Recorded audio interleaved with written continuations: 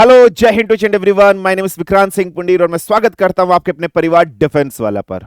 बेटा, जैसे कि हम सब जानते हैं कि 14 सितंबर आ गया है और आप सबका एनडीए या सीडीएस का एग्जामिनेशन होने वाला है, क्योंकि हम सब जानते हैं कि यूपीएससी सेम डे आपका एनडीए और सीडीएस का एग्जामिनेशन कंडक्ट करा रहा है। पेपर से पहले बहुत ज्यादा आपको थोड़ी सी घबराहट हो रही होगी, पता नहीं एग्जामिनेशन कैसा जाएगा, किस तरीके से जाएगा। बट बिलीव योरसेल्फ, विश्वास से रखिए अपने पर बेटा। आप लोगों ने बहुत जमकर मेहनत करी है। हम लोगों ने शौर्य बैच के अंदर पढ़ा, फिर हम लोगों ने शक्ति बैच के अंदर डिस्कशन करी चीजों को, फिर हम लोगों ने लास्ट फेस्ट में डिस्कशन किया। इसी तरीके से विराट वाले स्टूडेंट्स के लिए, सीडीएस वाले स्टूडेंट के लिए हम लोगों ने विराट बैच के अंदर डिस्कशन करी सारी चीजें। फिर उसका रिवीजन हम लोगों ने विक्रांत बैच के अंदर किया। फिर हम लोगों ने अंतिम पक्ष सीरीज करी। तो जबरदस्त तरीके से हम लोगों ने प्रैक्टिस सेशन कर रखा है।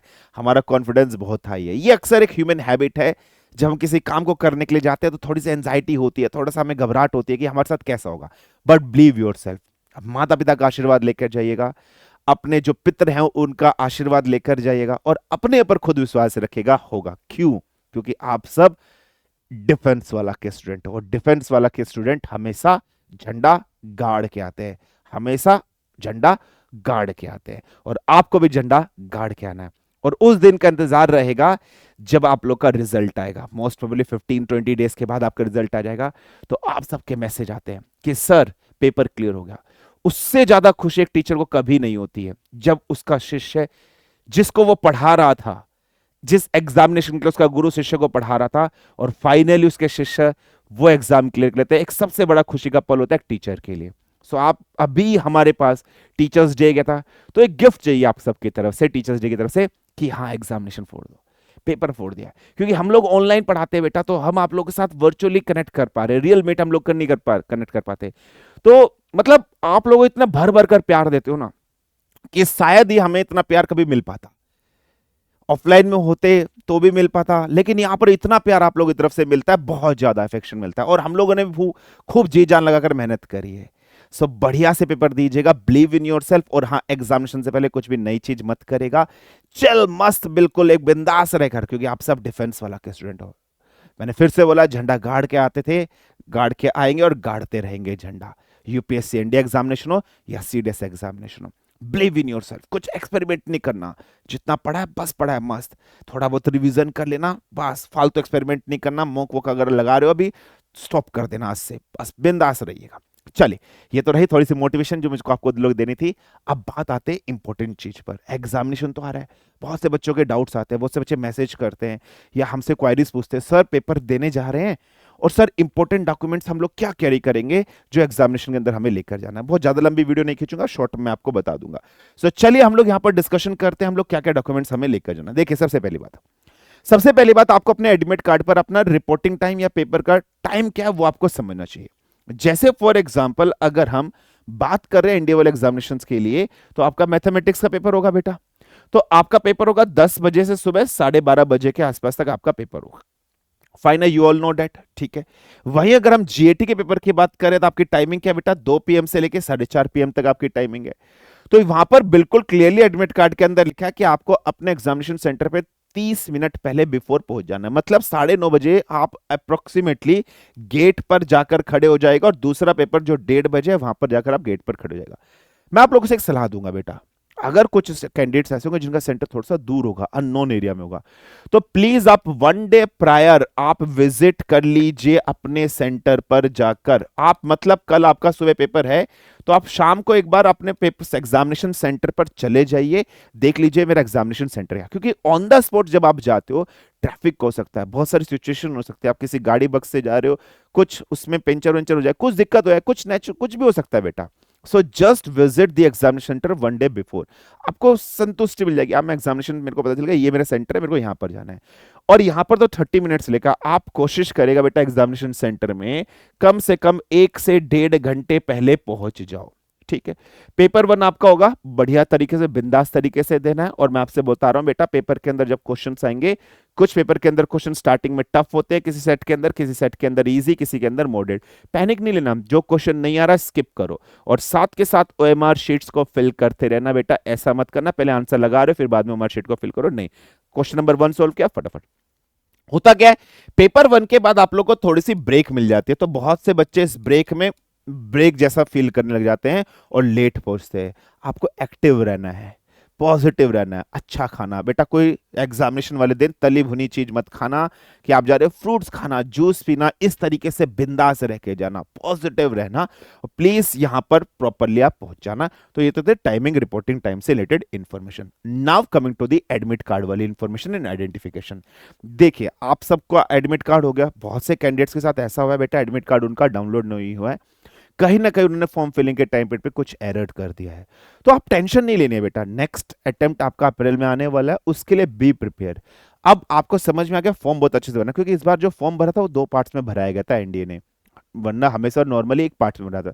तो बहुत से बच्चों ने एक पार्ट में भर के खत्म कर दिया था, है ना। तो एप्लीकेशन फॉर्म जो सीएफ जिसको आप बोलते हो कैंडिडेट एप्लीकेशन फॉर्म, वो सेकंड वाला नहीं भर पाया था, जिस वजह से उनका रद्द हो गया था बेटा। तो अगली बार से ध्यान से आपको समझना है। आपको अपना ओरिजिनल एडमिट कार्ड जो है उसके प्रिंटेड कॉपी आपको निकालनी है। क्या सर ये कलर में होना चाहिए, क्या सर ये ब्लैक एंड व्हाइट होना चाहिए, कुछ भी आपकी मर्जी, आप कलर में लेकर आओ, आप ब्लैक एंड व्हाइट लेकर आओ, आपकी मर्जी है। बट और यहां पर आपको निकालना, कहां से निकालोगे, upsc.gov.in साइट से आपको निकालना है। उसके बाद आपको एक वैलिड आईडी प्रूफ रखना पड़ेगा। जब आपने फॉर्म फिल किया होगा बेटा, उसमें आपने आईडी प्रूफ में मेंशन किया होगा, स्कूल का ID card, voter ID card, Aadhaar card, कुछ भी आपके पास होगा वो सब आपने मेंशन किया होगा। तो उसमें से स्कूल का आईडी कार्ड है, पासपोर्ट है, वोटर आईडी कार्ड है, जो भी आपका मेंशन किया गया था या जो भी आपके पास इसमें से है वैलिड, वो ओरिजिनल फॉर्म में लेकर आपको जाना है। प्लस एक काम और कर लीजिएगा, इसकी फोटोकॉपी और करा लीजिएगा बेटा, एक फोटोकॉपी इस आइडेंटिटी कार्ड की और करवा लीजिएगा।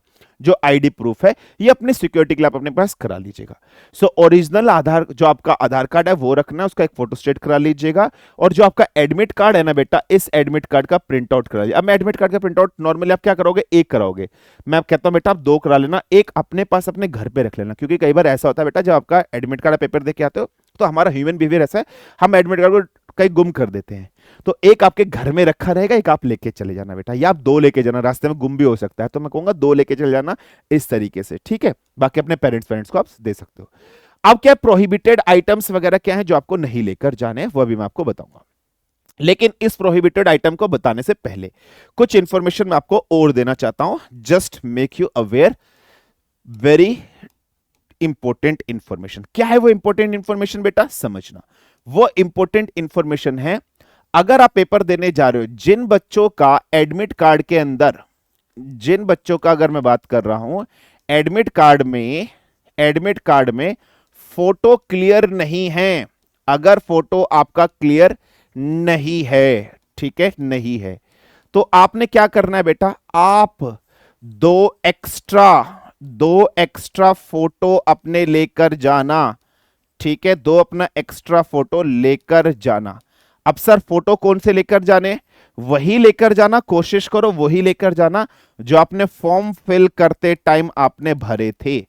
अगर वो नहीं है, कोई और भी आप लेकर चल जाओगे, कोई ज्यादा बड़ी बात है, बट कोशिश करना अगर इसको लेकर चल जाओ। सो 2 एक्स्ट्रा फोटो आप प्लीज अपने साथ जरूर कैरी करके ले जाना। कई बार ऐसा हो जाता है किसी का जो आपका एडमिट कार्ड होता है उसमें फोटो क्लियर नहीं है, तो प्लीज आप ये जरूर कर लीजिएगा, ये बिल्कुल आप ध्यान रख लीजिएगा। सो आई होप ये इंफॉर्मेशन आपको क्लियर होगी यहां से। फाइन है बेटा। नाउ कमिंग टू दी की प्रोहिबिटेड आइटम्स क्या क्या है जो आप लोग को नहीं लेके जाने। एग्जामिनेशन में आप जा रहे हो, कोई भी इलेक्ट्रॉनिक डिवाइस आप नहीं लेकर जाओगे, mobile, calculators, pagers, computer, laptop, है ना, आईपैड, मोबाइल्स, ये सब नहीं लेकर जाने। डिजिटल वॉच नहीं, आप अगर वॉच है तो एनालॉग वॉच है जिसमें सुई पर चलती है, वो अलाउड हो जाएगा, बट डिजिटल वॉच आपके अलाउड नहीं होगी। तो इलेक्ट्रॉनिक गैजेट प्रोहिबिटेड है इनसाइड, ये सब चीजें आपकी नहीं होगी। अगर आप वॉच लेके जा रहे हो तो एनालॉग, आप एनालॉग पहनो जिसमें खाली स्विच है, हालांकि वो लोग निकलवा देते हैं वॉच वगैरह भी आपको नहीं। कोई बुक्स आपको नहीं लेकर जाने, नोट्स नहीं लेके जाने, पेपर नहीं लेके जाने, डिफेंस वाला के physics, chemistry, biology, history, geography, politics, economics, English, किसी के नोट्स नहीं लेकर जाने। ये ओपन बुक एग्जामिनेशन नहीं है। तो सर हमें सिर्फ क्या लेकर जाना है, you don't carry wallet, handbags, any unnecessary things. तो सर हमें क्या कैरी करना है, only black blue pen, black blue pen क्या होता है, ब्लैक पेन, ठीक है। और ये पेन कैसा होना चाहिए, बॉल पेन होना चाहिए। So this is black pen होना चाहिए, बॉल पेन एटलीस्ट 2 लेकर जाना बेटा। कितने लेकर जाना? 2 जरूर लेकर जाना। ऐसा लिखा है, एक लिखा तो एक मत लेके जाओ, एटलीस्ट 2 जरूर लेके जाना ब्लैक पेन, ठीक है बेटा, बॉल पेन या, क्योंकि एनसर्कल जब आप करोगे आंसर शीट के अंदर तो वो आपको ब्लैक पेन से ही एनसर्कल करने। और मैं फिर से बता रहा हूं, साथ के साथ ओएमआर शीट को भरते रहना, ऐसा मत करना बाद में आप भरो। आंसर शीट गाइडलाइंस क्या है बेटा? पेपर आपका ऑफलाइन मोड में होगा। आंसर शीट के लिए ओएमआर शीट दी जाएगी जिसको ब्लैक बॉल पॉइंट पेन से आपको फिल करना है, मैं बता चुका हूं, ठीक है। अब बात आते सर रफ वर्क हम कहां करें? रफ वर्क ओएमआर शीट पर बिल्कुल भी मत करना, कहीं पर भी मत करना। ओएमआर शीट जो नाम नमक निशान है, इसके साथ छेड़छाड़ी मतलब करियर के साथ छेड़छाड़ी, इसमें कुछ भी मत करना बेटा।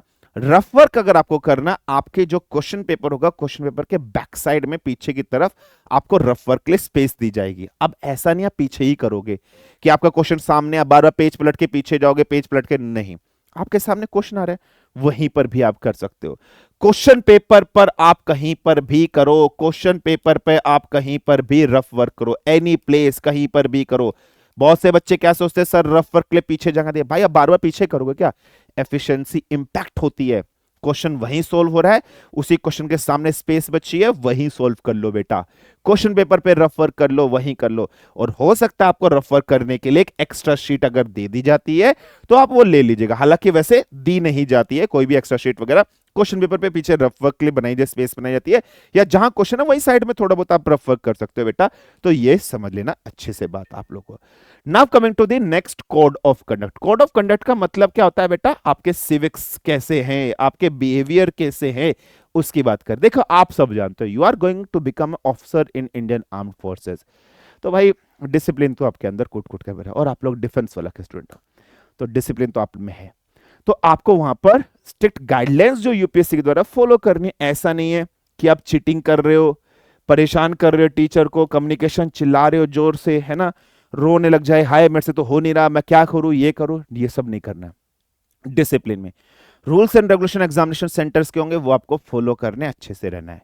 तो these are the guidelines that you have to follow sincerely. मैं फिर से बताता हूं बेटा, क्या आपको अपना admit card original print out कराना, एटलीस्ट 2 करा लेना बेटा, एक अपने घर पे रख लेना, एक लेकर चल जाना। कई बार ऐसा होता है मिसप्लेस भी हो जाता है जाते टाइम, 2 तो लेकर या दोनों लेकर चल जाना। आप आईडी प्रूफ जो भी आपका मेंशन था, ओरिजिनल भी उसका प्रिंट आउट जरूर करा के रख लेना। हालांकि एडमिट कार्ड के अंदर ओरिजिनल लिखा है, प्रिंट आउट नहीं रहेगा, बट मैं आपको बता रहा हूं आप रख लेना।